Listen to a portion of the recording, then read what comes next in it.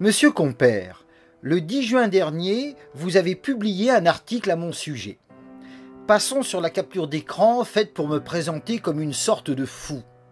C'est un procédé déloyal que je n'utilise jamais.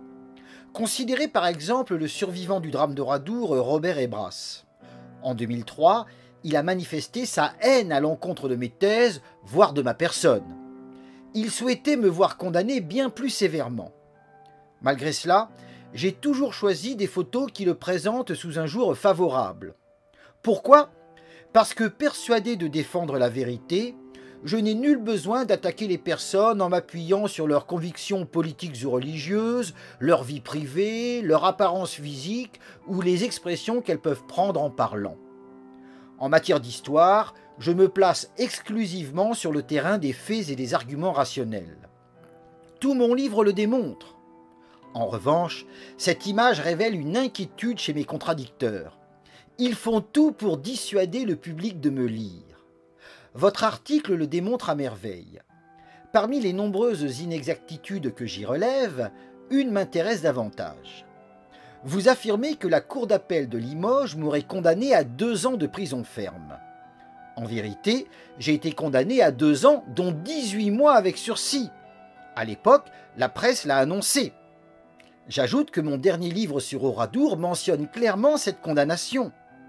Votre erreur démontre que vous ne l'avez pas lu ou pas assez sérieusement.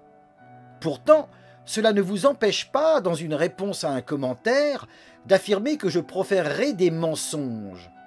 Juger un travail sans l'avoir examiné avec attention, n'est-ce pas malhonnête ?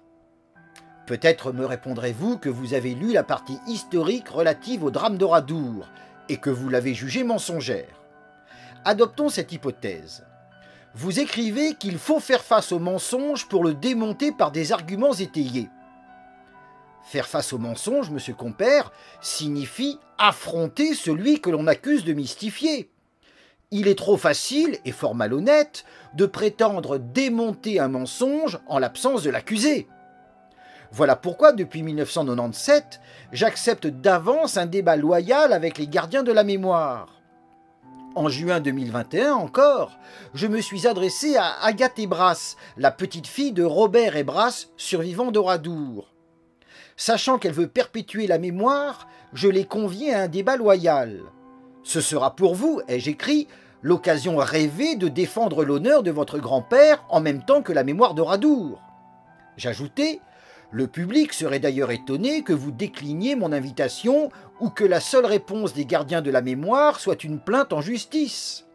Car la vérité n'a besoin ni de s'abriter derrière le mur du silence, ni de se réfugier dans les jupes de la justice.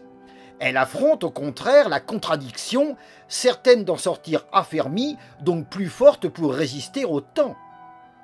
Mon invitation n'a jamais reçu de réponse. À la place, je suis poursuivi pour avoir contesté, dans une vidéo, la version officielle du drame d'Oradour.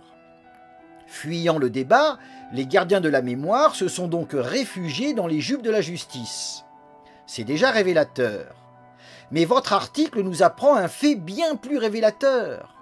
On lit « Benoît Sadri et Agathe Ebras, au nom des familles des victimes d'Oradour, ne cachent pas craindre que Vincent Renoir saisisse l'opportunité d'un procès pour en faire une tribune.